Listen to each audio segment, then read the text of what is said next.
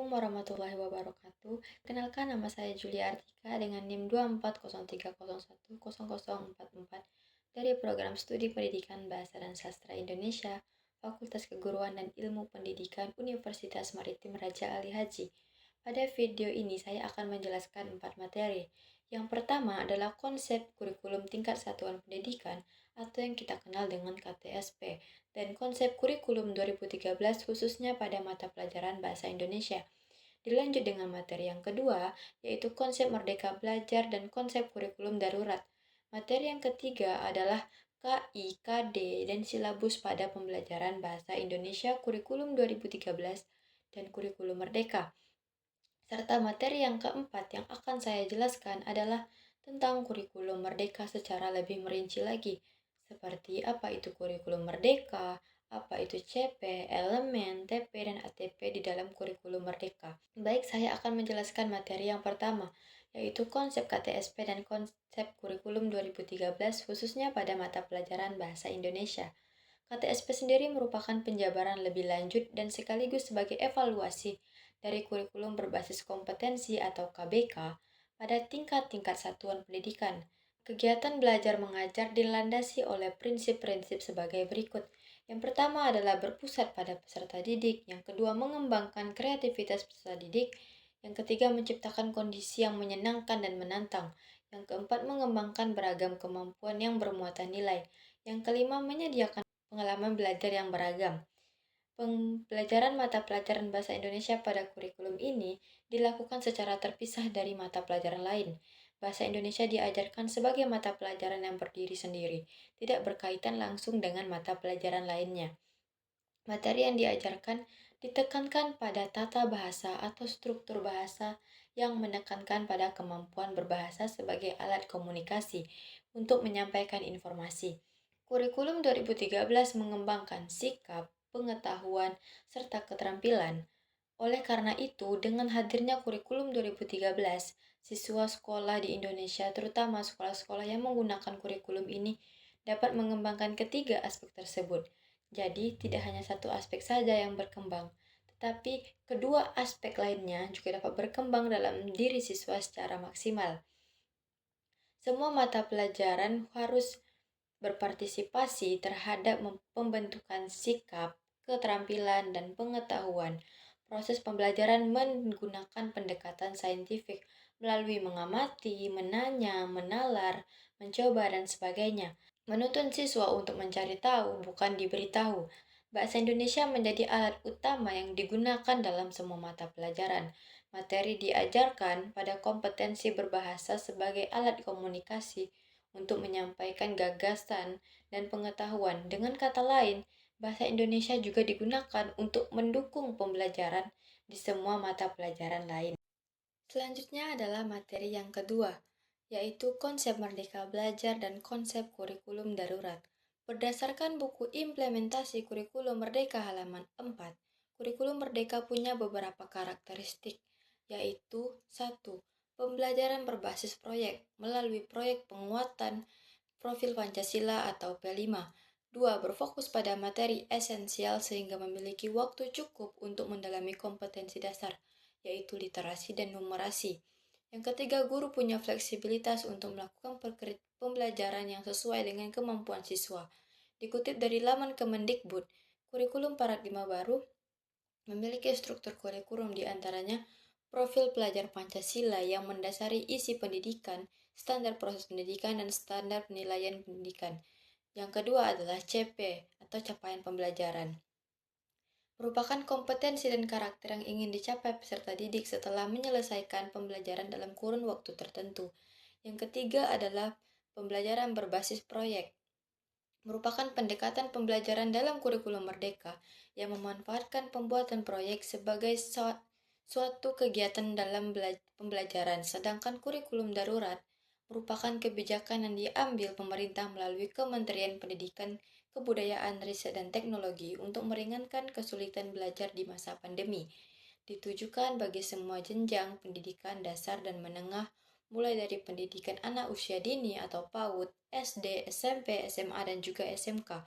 Salah satu pilihan yang dapat diambil satuan pendidikan yang melaksanakan pembelajaran jarak jauh. dengan menyederhanakan kompetensi dasar pada kurikulum 2013. Penyederhanaan ini dilakukan dengan mengurangi kompetensi dasar untuk setiap mata pelajaran sehingga siswa fokus pada kompetensi minimal. Lanjut materi yang ketiga, yaitu kompetensi inti, kompetensi dasar, dan silabus pada pembelajaran bahasa Indonesia kurikulum 2013 dan kurikulum Merdeka. Kompetensi inti atau KI merupakan penjabaran antara muatan pembelajaran, mata pelajaran, dan program studi sebagai upaya untuk mencapai standar kompetensi kelulusan atau SKL. Sedangkan kompetensi dasar adalah kemampuan peserta didik untuk mencapai kompetensi inti. Silabus adalah rencana pembelajaran pada suatu atau kelompok mata pelajaran tertentu yang mencangkup standar kompetensi, kompetensi dasar, kompetensi pokok atau pembelajaran, kegiatan pembelajaran, indikator pencapaian kompetensi untuk penilaian. Sedangkan kompetensi dasar adalah KI pada kurikulum Merdeka punya 4 aspek kompetensi. Yang pertama, mengamati dan mengamalkan ajaran yang dianutnya menunjukkan perilaku jujur, disiplin, tanggung jawab, peduli, santun, dan sebagainya sebagai solusi atas berbagai permasalahan dalam berinteraksi secara efektif dengan lingkungan sosial. 3. Memahami, menerapkan, menganalisis pengetahuan faktual konseptual berdasarkan rasa ingin tahunya tentang ilmu pengetahuan, teknologi, seni budaya, dan humaniora dengan wawasan kemanusiaan, kebangsaan, kenegaraan, dan peradaban terkait penyebab, fenomena, dan kejadian, serta menerapkan pengetahuan prosedural pada bidang kajian yang spesifik sesuai dengan bakat dan minatnya untuk memecahkan masalah. Yang keempat, mengolah, menalar, dan menyaji dalam ranah konkret dan ranah abstrak terkait dengan pengembangan dari yang dipelajarinya di sekolah secara mandiri dan mampu menggunakan metode sesuai kaidah keilmuan. Kompetensi dasar terdiri atas beberapa jenjang. Yang pertama adalah jenjang sekolah dasar. Siswa diharapkan dapat menguraikan lambang bunyi vokal konsonan dalam bahasa Indonesia atau bahasa daerah. Kedua adalah SMP. Siswa diharapkan dapat menelaah dan merevisi teks cerita.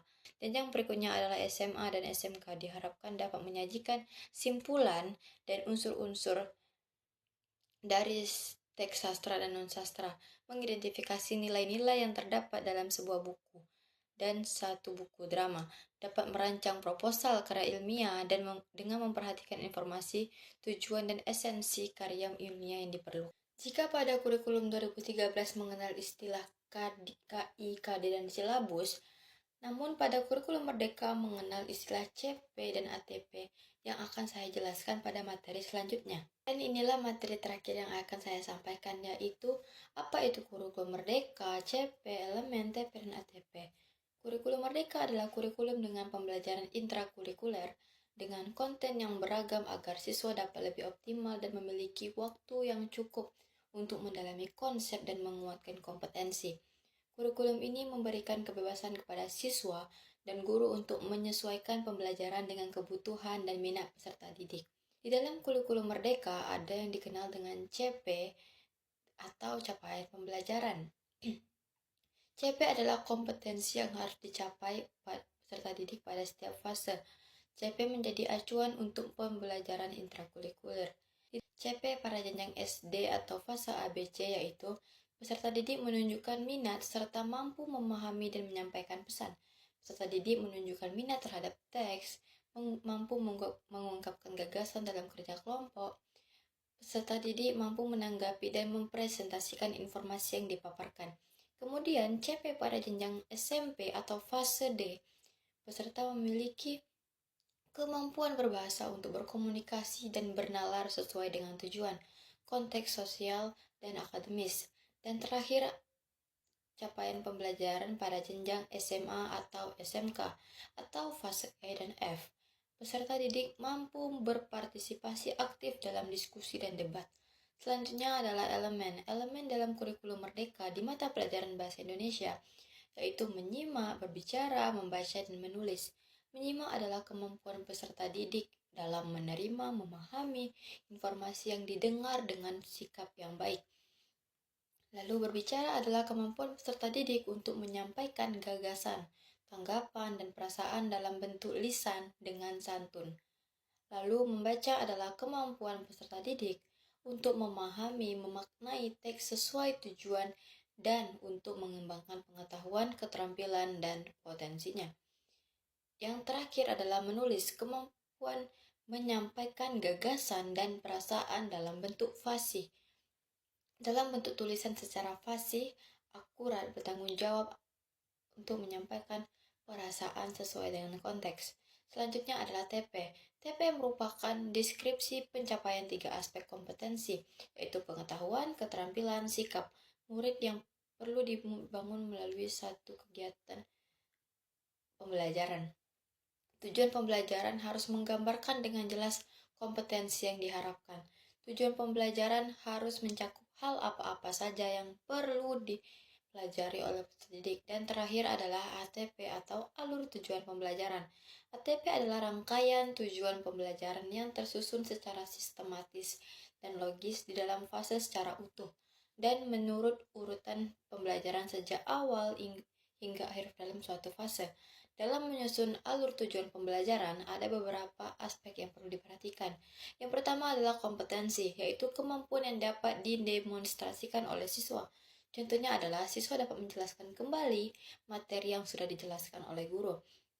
Yang kedua adalah konten, yaitu konsep utama yang perlu dipahami di akhir satu unit pembelajaran. Yang ketiga adalah variasi, yaitu keterampilan berpikir yang perlu dikuasai oleh siswa untuk dapat mencapai tujuan pembelajaran.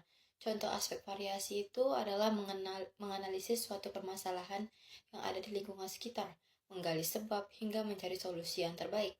Mungkin hanya itu yang dapat saya paparkan. Salah dan kurangnya saya mohon maaf. Mau akhiri, wassalamualaikum warahmatullahi wabarakatuh.